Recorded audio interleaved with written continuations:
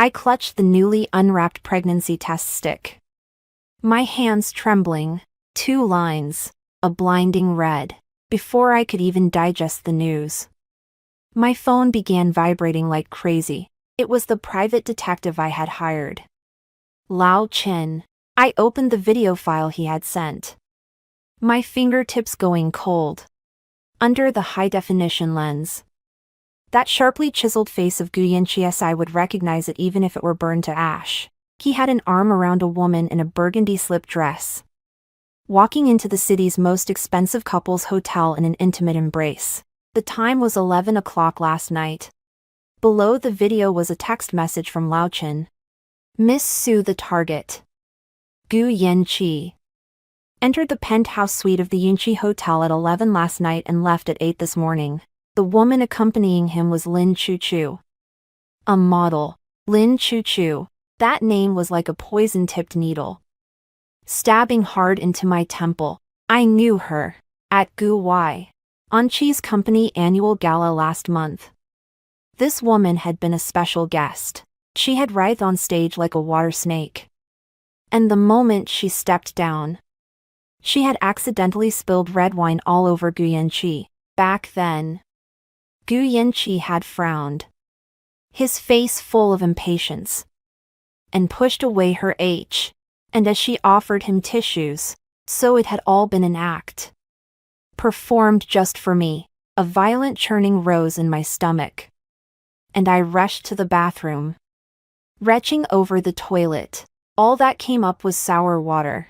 The woman in the mirror had a deathly pale face, bruised blue circles under her EYES, and a mess of hair plastered to her damp, sweat-soaked forehead. How utterly pathetic. Su Wanzhou. You're really fucking pathetic. I followed Gu Yanqi for 5 years.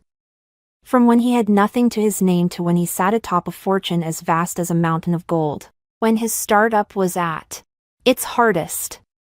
I worked during the day and spent my nights organizing materials for him until I ended up with a bleeding stomach. When his cash flow was on the verge of breaking, I secretly sold the only house my parents had left me. He said, Wanzhou, once I've got a firm footing, I'll give you tea.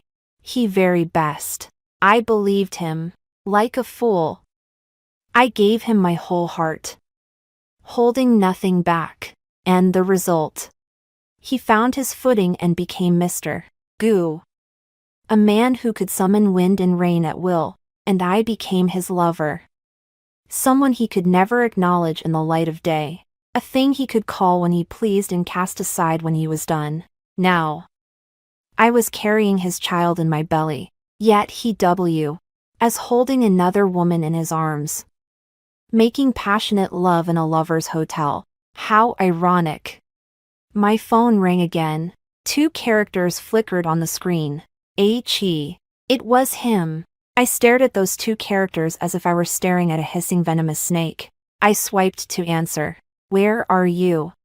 His voice came through the receiver, deep and magnetic, carrying that familiar sense of command. I used to feel my heart race when I heard it. Now I only felt disgust. I drew in a deep breath and forced down the metallic sweetness rising in my throat. At home, my voice was a little hoarse. He gave a low response. There was a bit of noise in the background. I've got a social engagement tonight, so I won't be home for dinner. Eat by yourself. Don't wait for me. Another social engagement. In the past, when he said he had to entertain guests, I would feel sorry for how hard he was working and make hangover soup for him, keeping it warm. Now, I could only let out a cold laugh. Gu Yanqi. I called him by his full name, my voice as cold as ice. That business dinner last night, at Yunqi Hotel. On the other end of the phone, there was a deathly silence. Even the background noise vanished. It took a few seconds before his voice finally came through, betraying no emotion. You had someone look into me. What else? I curled my lips, my nails digging deeply into my palm. Wait for you to tell me yourself that you spent last night with a model. In a love hotel. Su Wanzhou. His tone dropped, laced with warning. Mind your place. My affairs are none of your business. Mind my place. I laughed, and the laughter brought tears to my eyes. Gu Yanqi. When you were getting a room with another woman, why didn't you think about your place then? Lin Chu. He let out a sneering laugh, his contempt carrying the air of someone looking down from above. It was just a fling. Why are you competing with her? Just a fling. 4 words. So light and insubstantial, yet when they slammed into my chest, they weighed 1,000 pounds. Was the one in my belly also the product of his playing around? Gu Yanqi. I wiped the dampness from my face, enunciating each word. I'm pregnant. The other end of the phone fell silent again. This time, the silence lasted even longer. I thought he had hung up. At last, his voice sounded again, hard and cold as stone. Get rid of it. Without the slightest hesitation. He didn't even ask whether it was true. What did you say? I thought I must have misheard him. I said, get rid of it. His tone carried an unmistakable command. Su Wanzhou. Don't make trouble for me. Now is not the time for a child. Trouble. I repeated the word. The place in my chest went utterly cold, frozen solid. In your eyes. Our child is just a trouble. It's not our child. He corrected me. Cruel and unambiguous. It's my child, and I don't want it. Why? My throat tightened painfully. Just because of that Lin Chu you slept with last night. Or some other Zhang Chu. Li Chu. That's enough. He cut me off sharply, his anger flaring at the insult. Su Wanzhou. Stop being unreasonable. You can't keep the child. It's no good for you. Tomorrow I'll have my assistant contact the hospital. You'll go and get it taken care of quietly. That's final. Beep beep beep. A busy tone came through. He hung up, clean and decisive, like dealing with an unimportant document. IG. Ripped my phone. Cold all over. The sunlight outside was perfect, streaming in brightly. Yet not a trace of warmth could seep into my bones. My stomach began to cramp again. This time, I rushed to the bathroom and vomited until the world spun dark. By the end, all that came up was bitter bill. I braced myself against the cold sink, staring at the woman in the mirror, disheveled, dazed, and filled with despair. Su Wanzhou. What are you still hoping for? Expect him to suddenly wake up to his senses. Expect him to turn back from his wandering ways. Stop dreaming. 5 years of youth, wasted on a dog. And now, even this piece of flesh in her belly. He finds it troublesome and wants to get rid of it. Why should he? Why should Gu Yanqi be able to have everything? Squandering it all without restraint. Playing with whoever he pleased. Why should I be treated like trash? Summoned when he wanted me and discarded when he didn't. Not even able to keep my own child. A hatred I had never known before flared up all at once from the cold ashes like a wildfire. Instantly spreading out of control, it burned my eyes until they turned red. Knock it out, Gu Yanqi. Keep dreaming. Aren't you the one most precious about your money?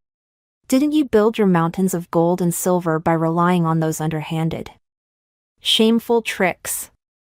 Stepping over other people's corpses. Fine.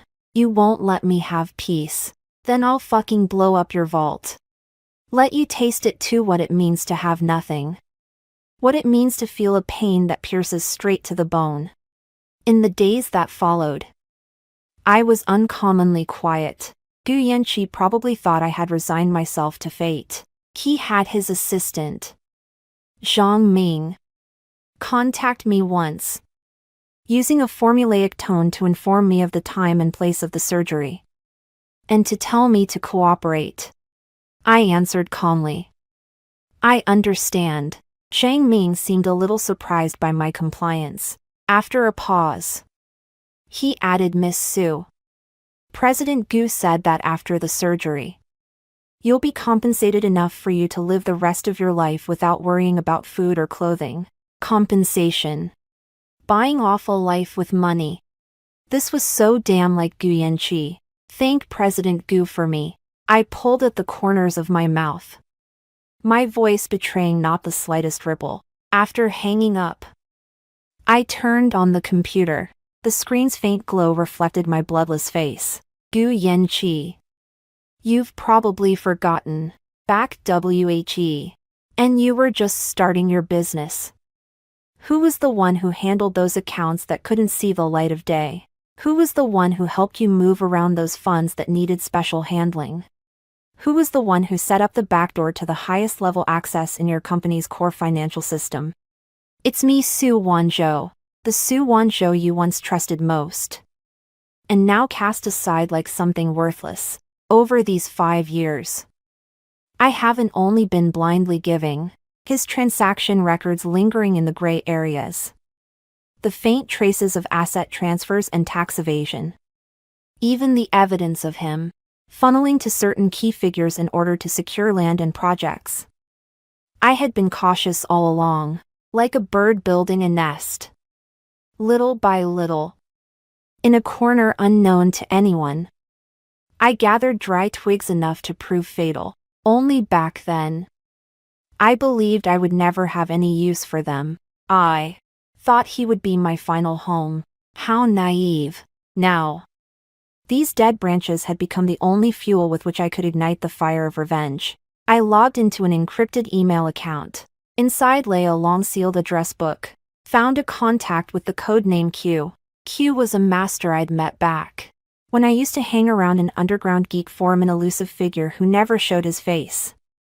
Acknowledging money and nothing else, I sent him an encrypted email, attaching information for an anonymous Swiss bank account.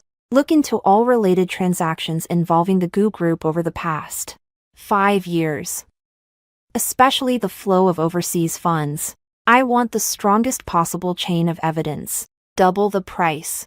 Less than 5 minutes after the email was sent, a reply came back. Only 2 succinct words and a symbol. Received. Money can move gods, especially for Q, a god who worships nothing but money. A few days later, an encrypted compressed file lay in my inbox. I decrypted it and opened it. There were densely packed files, spreadsheets, screenshots of bank statements, and even a few blurry recordings in which Gu Yanqi's voice could still be made out. It was horrifying at first glance. The scale of the sum, the secrecy of the methods, the sheer audacity of it all far exceeded my imag. Inat ion. Gu Yanqi. You really are making money with your head strapped to your waistband. Once these pieces of evidence were made public, they would be enough to keep him behind bars for life. Enough to bring the seemingly glamorous edifice of the Gu Corporation crashing down into ruins in an instant. I read through them one by one, my fingertips ice cold, while my heart felt as though it were being roasted over a fire. Hatred seared through his very organs. But that was still not enough. Bankrupt him and put him in prison. That would be far too easy on him. I was going to make him watch helplessly as the thing he cared about most gradually turned to ashes. I wanted him to know what true despair felt like.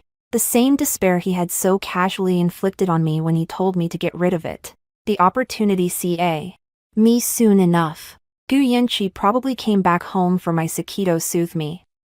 Or perhaps to make sure I would behave and go through with the surgery. For once, he took the initiative to return. This apartment he had bought for me to live in, luxuriously decorated yet cold as a model showroom. Hen he came back. He carried the smell of alcohol on him, and that cloying sweet perfume scent from Lin Chu Chu. I sat on the sofa in the living room, with the main light off. Only the dim, yellow glow of the wall lamp lighting the room. He pulled at his tie and glanced at me. His tone as casual, as if he were asking about the weather. It's all arranged over at the hospital. Next Monday, Zhang Ming will go with you. He didn't even ask how I was feeling, or whether the morning sickness was severe. I lifted my head and looked at him calmly. In the dim light, the lines of his handsome profile were still perfect, carrying the aloofness and detachment unique to someone accustomed to power. Gu Yanqi, I began, my voice very soft. Do you love me? He seemed to freeze for a moment, probably not expecting me to ask such a stupid question. Then he let out a scoff, thick with alcohol and impatience. Su Wanzhou. What time is it already? And you're still asking something so pointless. He walked over and looked down at me from above, his gaze devoid of even the slightest warmth. Only scrutiny. From the very beginning. Weren't we just each taking what we needed? I provide the material things, and you provide companionship. He paused, then bent down, his breath thick with alcohol washing over my face, his fingers tracing my cheek in a coy, insolent sweep. Don't overthink it. Get rid of the child cleanly, and I won't wrong you. This apartment, and tea, money in the account, all of it will be yours. Enough for you to find an honest man to take over. His touch sent a wave of nausea churning through my stomach, each taking what he needs. I repeated those 4 words, then suddenly laughed. Gu Yanqi. What exactly do you need me company or the dirty work I've done for you? Those off-the-books accounts I've settled on your behalf. His movements froze abruptly, his gaze sharpened in an instant, like a blade tempered in ice. What do you mean? His voice was frighteningly low.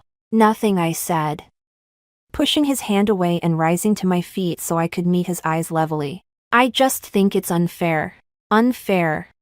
He seemed to have heard the funniest joke in the world, his eyes laced with mockery. Su Wanzhou. When has this world ever been fair? You've been enjoying the lavish life I've given you, and now you want to talk to me about fairness.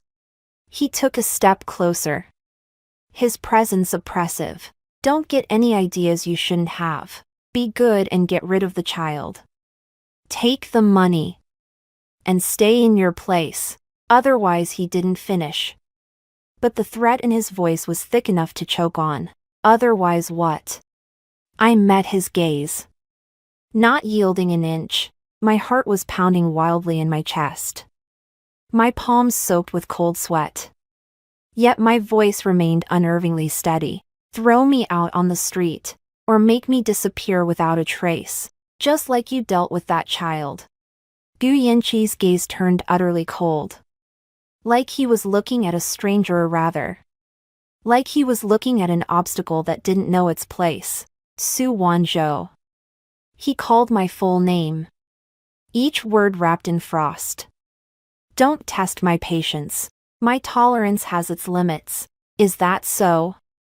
I pulled into a faint, almost imperceptible smile. What a coincidence. Mine has reached its limit too. He stared at me, his expression dark and brooding, terrifyingly so. In the end, it was as if he had lost all patience, and he spun around abruptly. Madman, he spat out, grabbing the coat from the sofa and storming out without looking back, slamming the door behind him. The thunderous sound of the door slamming echoed through the empty house. It left my ears ringing. I stood there, frozen stiff, until the shrill after-sound had completely faded. Then slowly, very slowly, I crouched down. Another violent spasm tore through my stomach. This time, I couldn't hold it back. With a wah, I vomited onto the smooth, expensive floor. filthy and utterly disordered. I looked down, staring at the bits of food that had yet to be digested. Staring at my own wretched reflection. At last, the tears began falling in big, heavy drops. It wasn't because of Gu Yanqi's ruthlessness. It was because of the unmistakable, sinking cramps in her abdomen. The child. My child.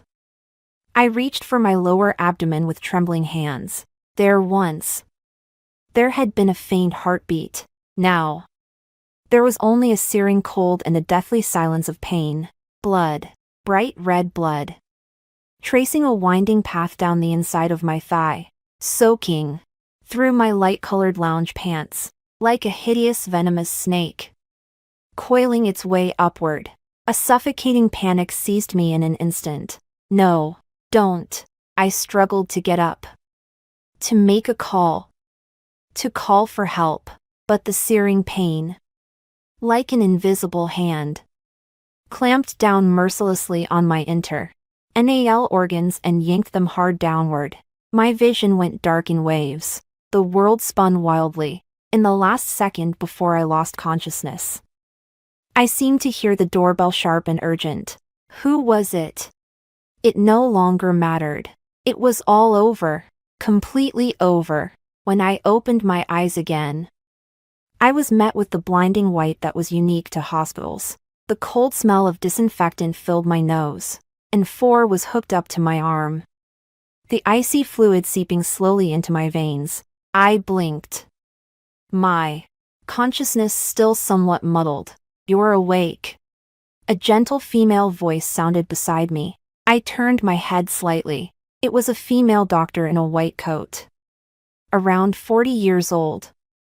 Her eyes carrying a professional concern and a faint, barely perceptible trace of pity. How are you feeling? Is there anywhere else that feels uncomfortable? I opened my mouth, but my throat was so dry I couldn't make a sound. She thoughtfully handed me a glass of warm water, with a straw in it. I took a few sips, and the warm water flowed down my parched throat, bringing a trace of life back to me. The child. My voice was hoarse beyond measure. The female doctor's gaze dimmed slightly, and she let out a soft sigh. I'm very sorry, Miss Sue. Her tone was laced with regret. By the time you were brought in, it was already too late. The embryo had miscarried naturally.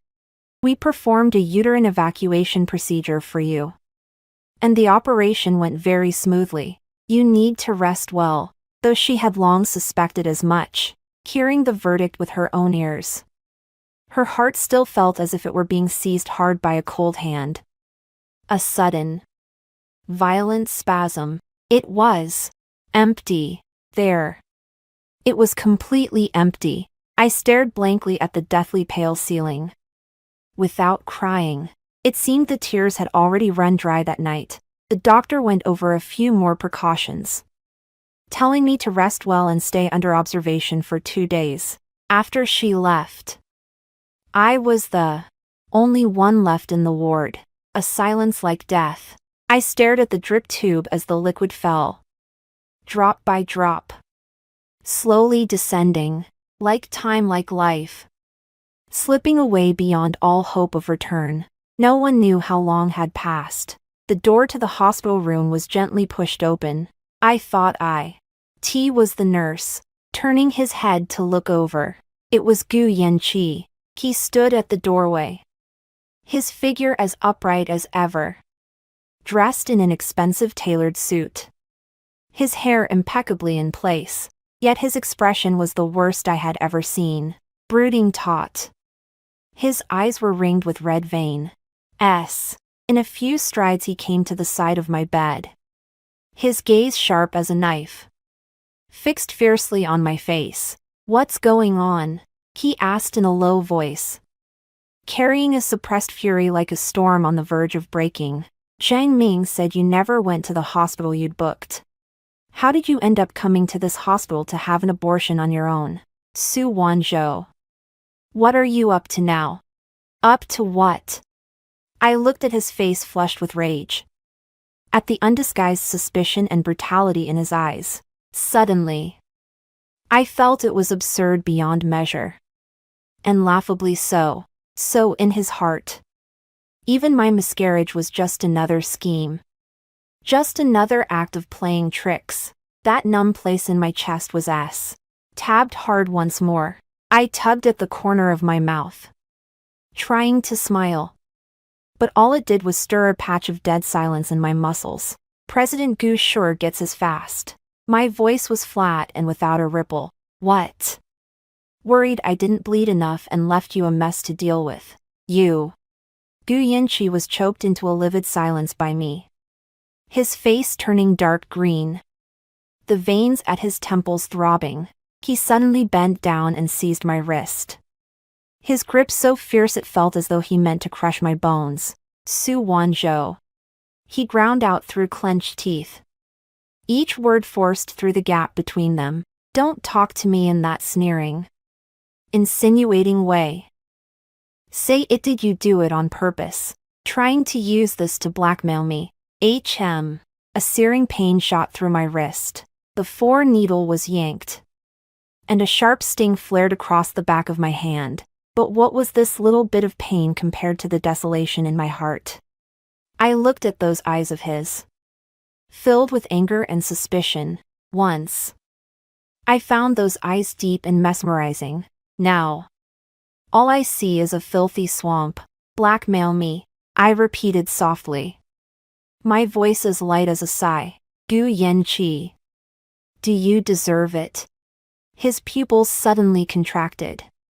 And the grip on my wrist tightened even more. That child.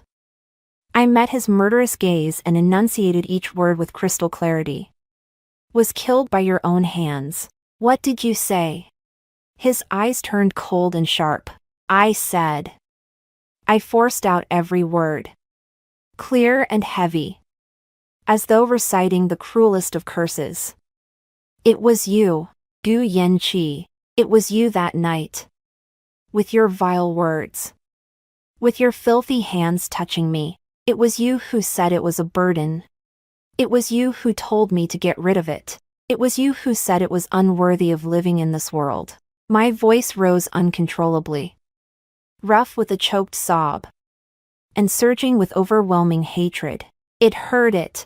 It hurt just how much you, its own biological father, despise it. So it left. It doesn't want you anymore. It thinks you're dirty. Shut up. Gu Yanqi seemed to have been brutally stabbed by my words. He abruptly let go of my hand. And a flicker of panic and fury I had never seen before, almost desperate in its humiliation, flashed through his eyes. He took a step back. His chest rising and falling violently. Glaring at me with all might. As though I were his most hated enemy. Su Wanzhou. You're utterly unreasonable, he growled. Like a trapped beast driven to rage. You were the one who carelessly lost the child. And now you want to dump the dirty water on me, you crazy woman. Yeah, I'm crazy. I looked at him. And at last the tears rolled down uncontrollably. Not from sorrow, but from the sheer extremity of hatred and despair. Gu Yanqi. I fucking am crazy. You drove me crazy. Are you satisfied now? Satisfied. He seemed to have heard something utterly absurd. His eyes so dark they seemed to drip ink. Satisfied with what? Satisfied that you're spouting nonsense like a madwoman. Satisfied that you've made yourself into this goddamn mess. With visible irritation, he tugged at his tie. His gaze sweeping over my face. Pale as paper. Over the blood seeping from the back of my hand where the needle had shifted out of place. And finally coming to rest on my flat abdomen. That look in his eyes was indescribably complex. There was anger, disgust, and perhaps even a trace of something else. A flash of pain so quick that even he himself had failed to notice it. But that insignificant flicker of emotion was instantly swallowed by a deeper cruelty. That's enough. He abruptly cut through the dead silence of the confrontation in the ward. his voice cold enough to carry no trace of warmth. It's come to this. There's no point saying any more. He pulled out his checkbook, signed his name with a few brisk strokes, tore out the check, and, as if tossing a handout to a beggar, threw it onto my legs beneath the blanket. This money is enough for you to recover and start over. His tone had regained the lofty, commanding certainty, as though everything had returned to the familiar track he knew so well. Get your health back. Don't cause me any more trouble. From now on, we're even. When he finished, he didn't spare me another glance and turned to leave, as if lingering even one more sec on would only bring him bad luck. The ward door slammed shut behind him with a bang. The walls seemed to tremble faintly from the impact. The flimsy check landed on my lap. A string of zeros trailed after the amount written on it, a number that ordinary people couldn't earn in several fee times. It bought out a life. It bought out 5 years of madness and foolishness. It bought out the last ridiculous shred of my in him. I reached out with trembling hands and picked up that check. My fingertips were ice cold. Then, with all the strength I could muster, I tore it into pieces. Bit by bit, the snow-white fragments fluttered down in a scatter, strewn across the floor, like a late snow. A snow offered in mourning. Even, Gu Yanqi, how could there ever be any settling accounts between us? You owe me. You owe my child. I want you to pay it back with everything you have.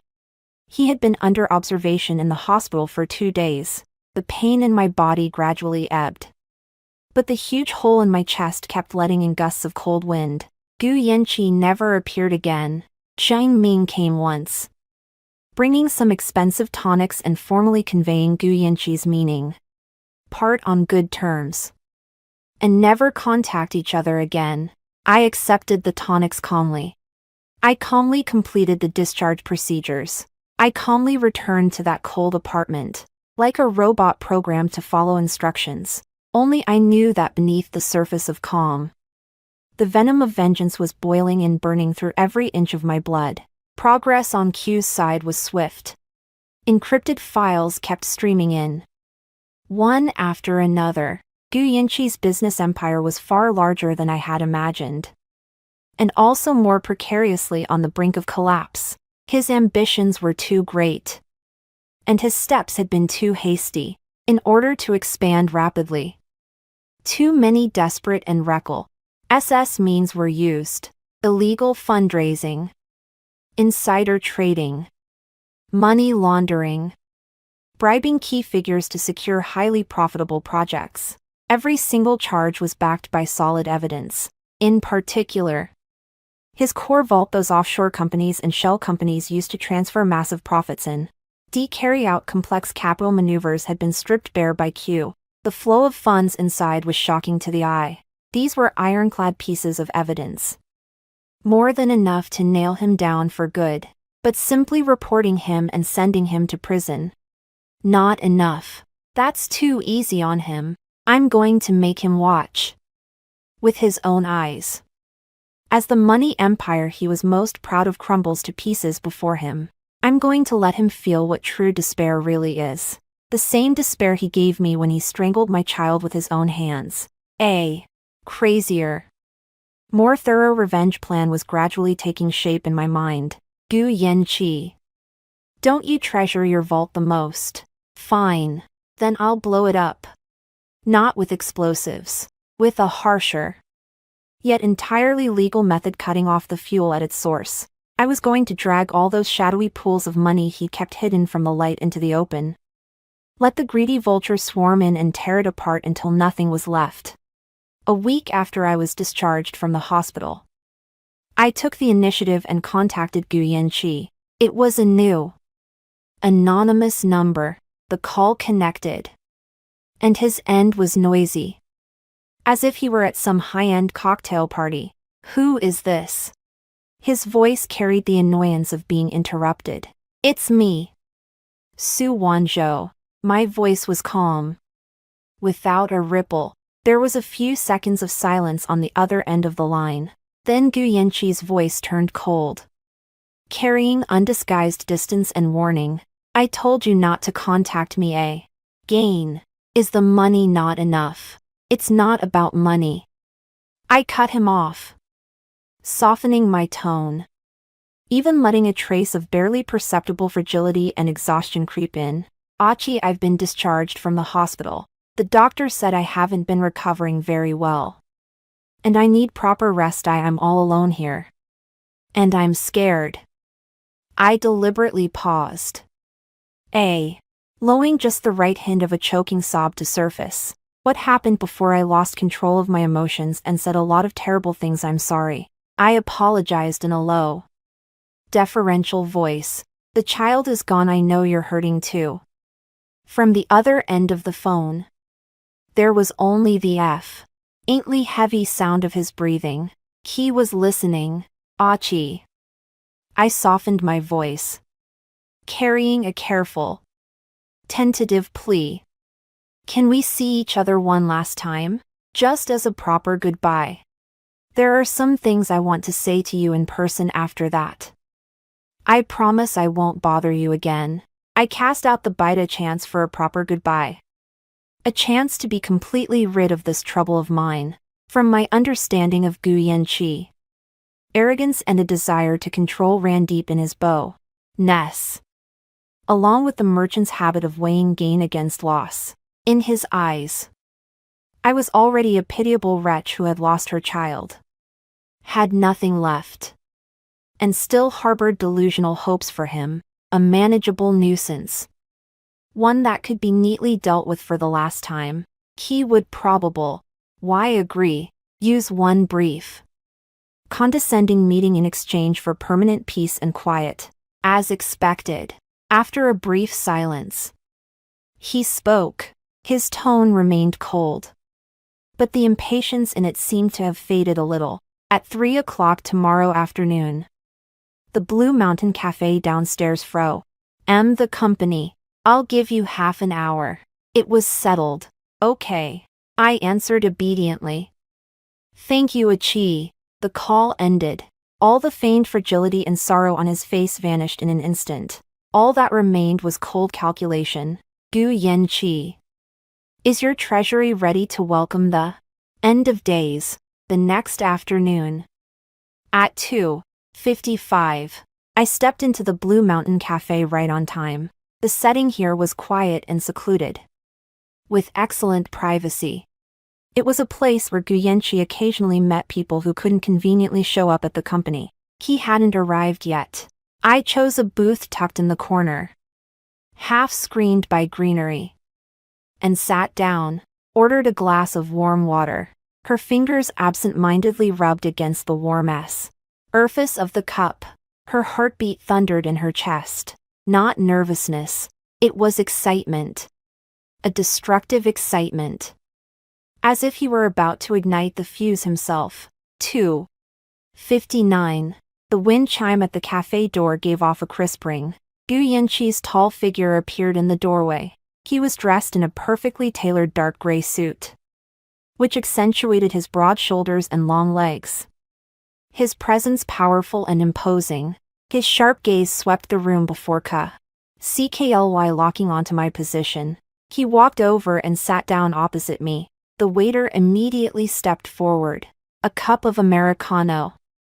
No sugar, he ordered, his gaze falling on me with scrutiny and a faint, barely perceptible hint of inquiry. Your face is still this pale. He spoke in an even tone, with no trace of concern, sounding more like an objective assessment. Not enough money to hire a caregiver. Yes, enough. I lowered my eyes slightly, avoiding his gaze, both hands wrapped around the cup, putting on an uneasy air. It's just living alone. I keep thinking about the past. Let's not bring up the past anymore. He cut me off, his impatience obvious. You came to see Muhat, exactly. Do you want to say? My time is very precious.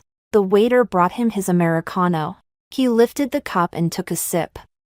His bearing elegant, carrying an aloof detachment that seemed to place him above everyone else. I raised my eyes and looked at him. Sunlight filtered through the glass window, casting a faint play of light and shadow across the sharp lines of his profile.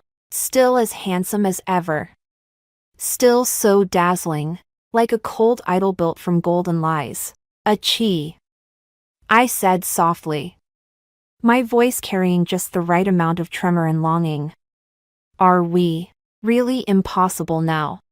He set down the coffee cup, making a faint clink. The last trace of patience in his eyes had finally worn away. "Su Wanzhou," he said, leaning slightly forward, his cold gaze fixed on me across the table.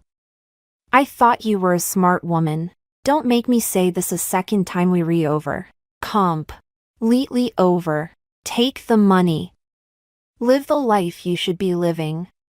And stop indulging in wishful fantasies." Wishful fantasies. The 5 years he had given me were, in the end, reduced to these 4 words. It felt as though an ice pick had brutally driven straight into my chest. But this time, I didn't feel any pain, only a cold, numb emptiness. "Is that so?" I murmured, my gaze seeming to lose focus as I stared blankly at the tabletop. "Really? Not even the slightest possibility left?" "No." His answer was crisp and decisive, leaving no room for doubt. I suddenly let out a low laugh. The laugh was soft, yet it carried a chilling, eerie quality that sent shivers down one's spine. Gu Yanqi's brows knitted tight at once, his gaze sharp as an eagle's. "What are you laughing at?" I stopped laughing and slowly raised my head. All the vulnerability, sorrow, and pleading on my face receded like a tide. What remained was only a piercing chill and naked, undisguised hatred, as though a mask had been ripped away in an instant, revealing the ferocious truth beneath. "I'm auging at how stupid you are, Gu Yanqi." My voice was terrifyingly calm. Every word was like a nail quenched in ice. "Laughing that even now, you still think I'm the fool, Su Wanzhou, who was at your mercy and hopelessly devoted to you." Gu Yanqi's expression changed abruptly. He shot upright, his gaze turning dangerously sharp in an instant. "Su Wanzhou, what do you mean?" "What do I mean?" I curved my lips slightly, revealing a smile colder than ice. "I mean the game is over." President Gu, under his bewildered, uncertain gaze, I took a silver USB drive from my bag. I gently slid it to the center of the table. Then toward him. "Inside here are the records of all your Gu Corporation's illegal fundraising, insider trading, money laundering, and bribery of key individuals over the past 5 years. Every flow of funds, every contract, every recording crystal clear." The color drained from Gu Yanqi's face at a speed visible to the naked eye. He stared fixedly at that New York USB drive, his eyes filled with incredulous shock and fury. Where did you get this?" His voice was taut as a fully drawn bowstring, carrying a faint, barely perceptible tremor. "Does it matter?" I met his bloodthirsty gaze, my smile growing colder. "What matters is that once these pieces of evidence are sent where they belong, it'll be enough to send you, Gu Yanqi, to rot at the bottom of a prison cell. Enough to make the Gu group you built with your own hands vanish into ashes overnight. You dare." He slammed the table hard, the deafening bang drawing the attention of the waiters and guests from afar. He looked like a lion driven into a frenzy, his eyes bloodshot, his body leaning forward, across the table. That overwhelming pressure was almost suffocating. "Su Wanzhou, do you know what you're doing? You're courting death," he said in a low voice, each word forced through clenched teeth, laced with a thick, murderous intent, courting death. I let out a sneer, meeting his gaze without the slightest fear. Gu Yanqi. My child is already dead. Do you think I'm still afraid of death?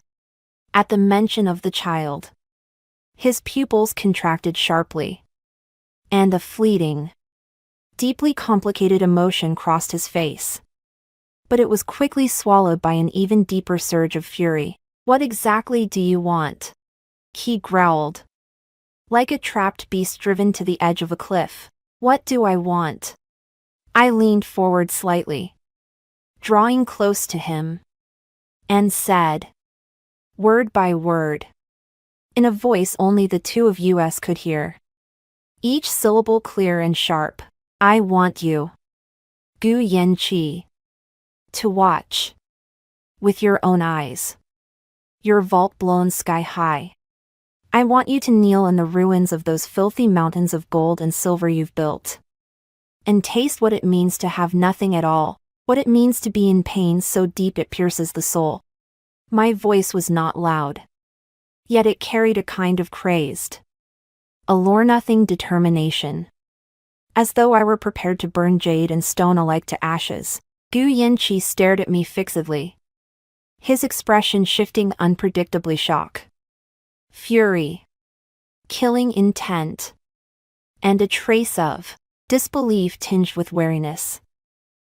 He had probably never imagined that Su Wanzhou, meek as a lamb, would one day bear such a lethal set of fangs. He forcefully suppressed the turbulent emotions surging within him. A cruel sneer curved his lips as he tried to wrest back control. Just a USB drive.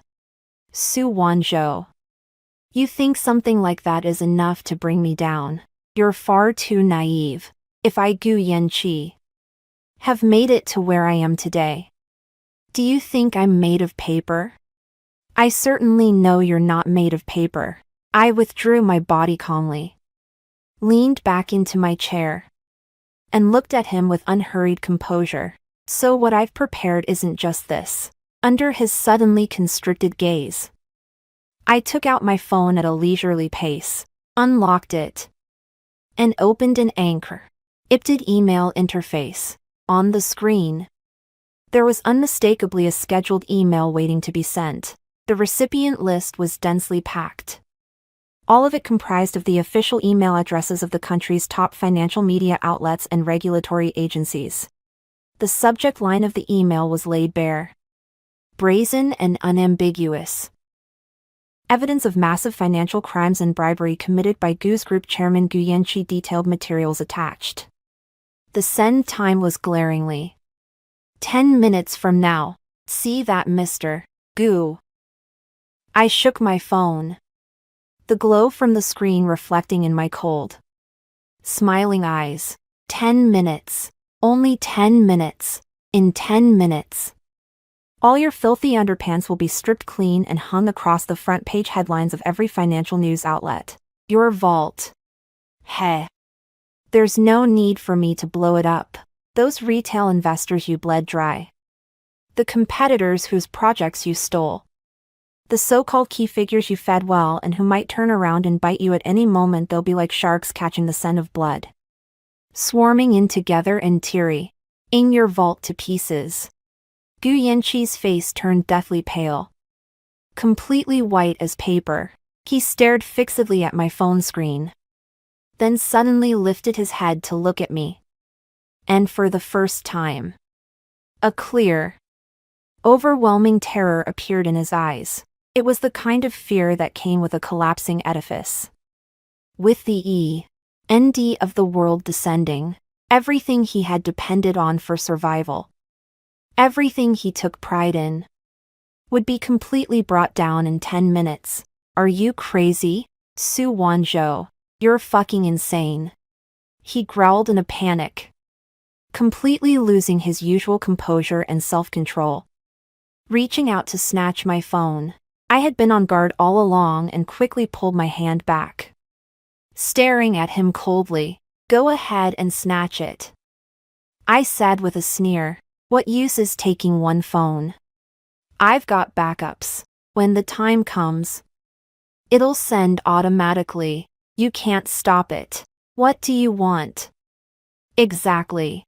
He roared, his forehead veins bulging as he clenched both hands into fists, knuckles turning white. Money. How much? Name your price, as long as you cancel the send. At last. He panicked, completely panicked, like a stray dog whose tail had been stepped on, watching him in such a dazed, miserable, and furious state. A huge, twisted surge of satisfaction swept over me in an instant. Money. I laughed as if I'd just heard the biggest joke in the world, tears nearly spilling from my eyes. Gu Yanqi, even now, you still think money can solve everything? I stopped laughing, my gaze piercing him coldly. I want you to kneel. Kneel before me and repent for killing our child with your own hands.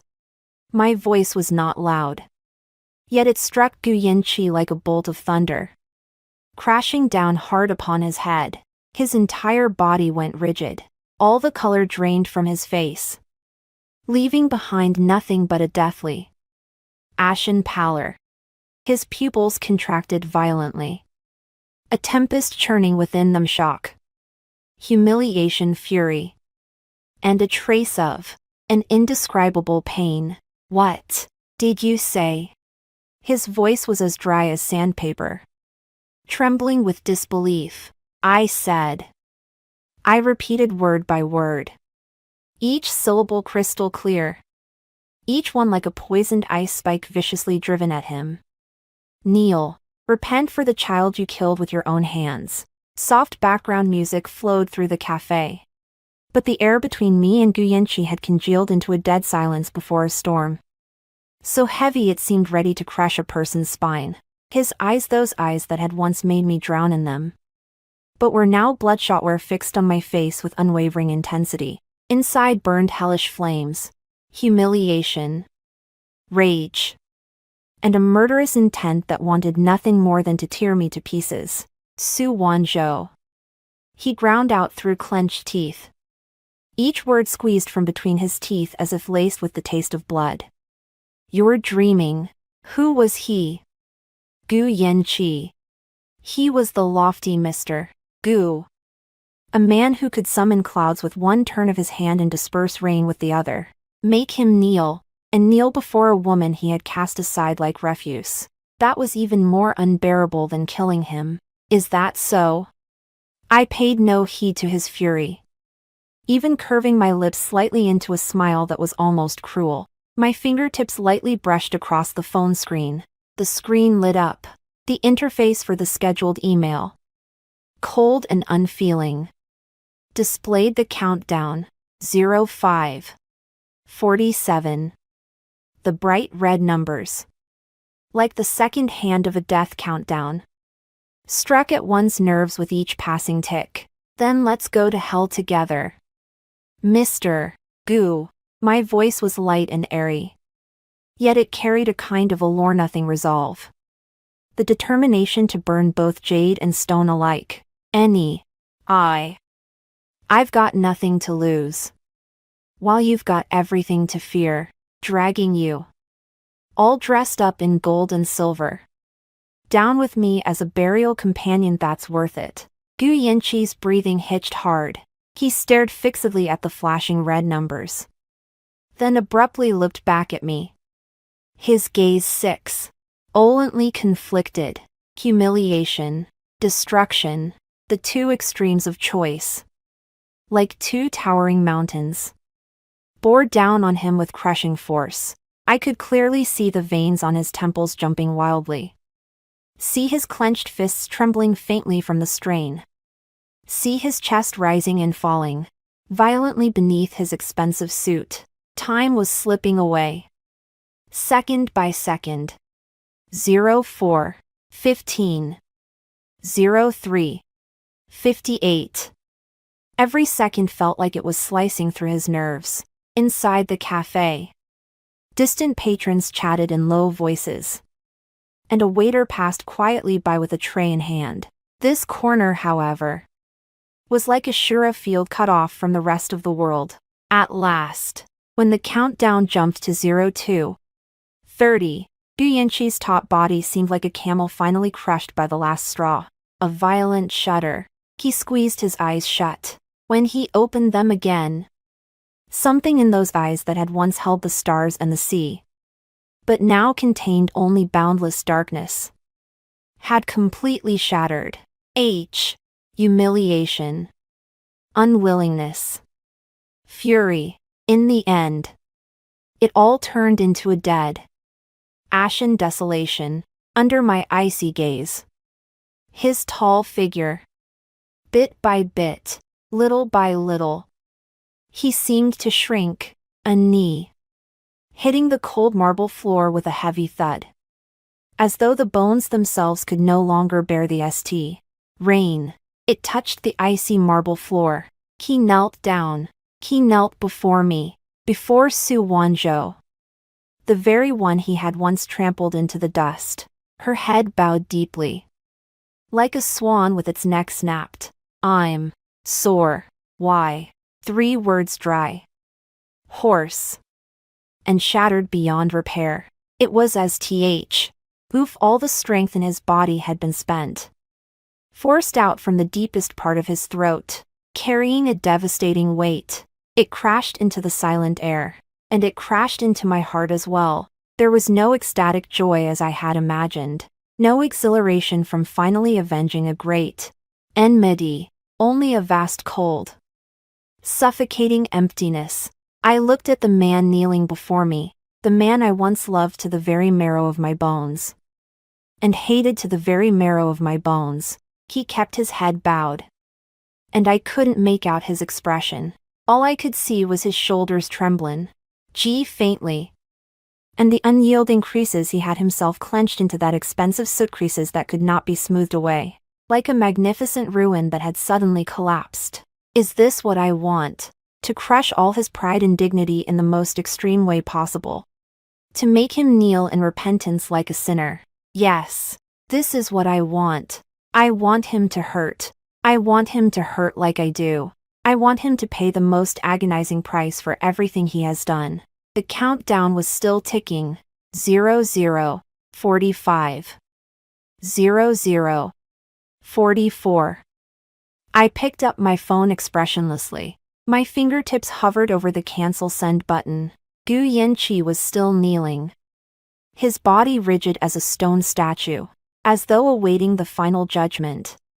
The instant the countdown ticked to 00:05, my fingertips fell lightly. I pressed cancel. On the screen, the glaring countdown vanished. The email, enough to send him straight to hell, had been revoked. Gu Yanqi's body seemed to sway ever so slightly, like the collapse that comes when a string, stretched to its limit, suddenly, goes slack. But he did not stand up at once. He remained in that humiliating kneeling posture, as if I had lost all the strength and the right to stand back up. I stood up, and looked down at his lowered head from above. Gu Yanqi.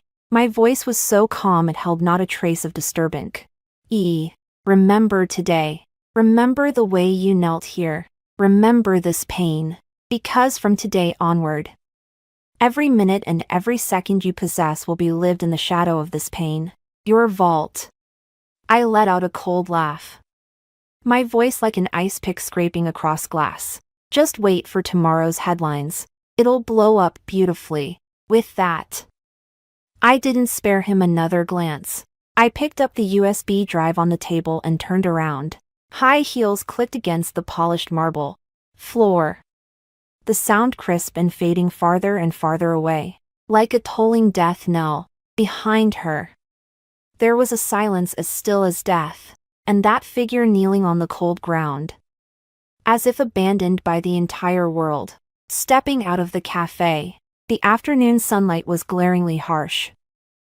I raised my hand to shield my eyes. Sunlight filtered through my fingers and fell warmly across my face, but I couldn't feel the slightest warmth. Deep within my body, The wound that had only just healed was aching again. Faintly and persistently. Was it a lingering effect of the mascara? Age? Or something else? It didn't matter anymore. I walked to the side of the road and reached out to hail a taxi. To the airport. The car started and merged into the flow of traffic. I leaned back in the seat and closed my eyes. The moment Gu Yanqi knelt down was branded into her mind like a brand. It would not fade. There was no imagined sense of release, only an endless, cold weariness. The phone vibrated. It was an encrypted message from Q. Only a single concise symbol. The plan had begun. I opened my eyes and looked out at the city scenery rushing backward past the window. This city had borne my 5 years of love and hate. Obsession and madness. Goodbye, Gu Yanqi. Your hell has only just begun. A week later. On an unnamed small island in the Pacific. Sunlight. Sandy beaches. And azure blue seawater. I rented a tiny wooden cabin facing the sea. My body, warmed by the sunlight and sea breeze, seemed to regain a little vitality. The enormous hollow in my chest still remained. But at least it was no longer bleeding every moment. I rarely went online. I deliberately avoided every channel through which I might see news of Gu Yanqi. But some storms are impossible to avoid. That afternoon, I lay on a beach chair, dozing lightly. A few Chinese tourists vacationing nearby were watching the news on their tablets. The volume turned up. A female voice was delivering the report in an extremely exaggerated tone. An earth-shattering scandal. Gu's Group chairman Gu Yanqi has been plunged into an economic crime vortex. According to anonymous whistleblower materials exclusively obtained by this station, Gu's Group has long been involved in severe illegal activities, including illegal fundraising, insider trading, money laundering, and bribing multiple key figures, with the amount involved soaring into the hundreds of billions. Under the impact of this news, Gu's Group's stock price plummeted at the opening bell, triggering a circuit breaker. Multiple projects under the company were urgently suspended. Banks rushed to call in loans, and partners announced the termination of cooperation. Even more shocking, according to reliable sources, multiple offshore accounts and shell companies under Gu Yanqi's own name have been jointly frozen by financial regulatory authorities in several countries. His painstakingly built capital treasury has suffered a devastating blow. Experts analyze that Gu's Group's bankruptcy is now a foregone conclusion, and Gu Yanqi himself may face multiple severe criminal charges. Gu's empire collapsed overnight. What came after that? I could no longer hear clearly. Those tourists were still sighing in amazement. TSK. Hundreds of billions, gone just like that. Serves him right. Money earned by a heartless capitalist like that is all blood-soaked money. I heard he offended someone he shouldn't have. Got taken down. Who knows? Anyway, when the wall falls, everyone pushes it over. I slowly opened my eyes. The blinding sunlight made me narrow my eyes slightly. In the distance, the sea shimmered with rippling light. Calm and still, the vault had exploded, blown to pieces. Gu Yanqi, did you feel it? That pain of having nothing, of being brutally smashed from the clouds into the muck. That despair of being despised by everyone, abandoned by the entire world. This is what you deserve. I picked up the chilled coconut juice from the small table beside me and took a sip. Cool, with a hint of sweetness.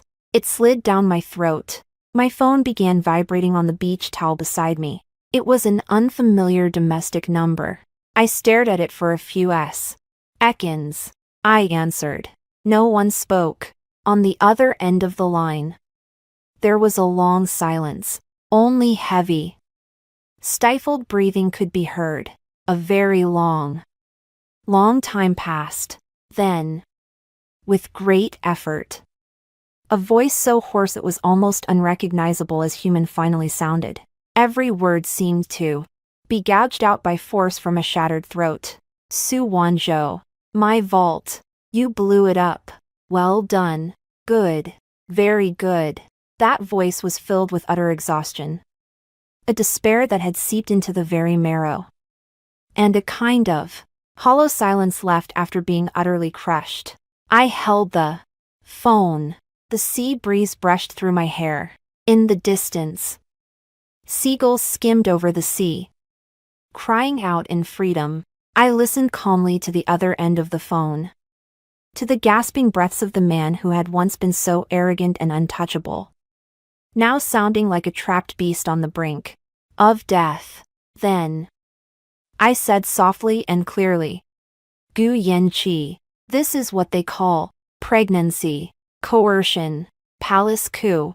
With that, I hung up the phone. Then I dragged that number into the blacklist.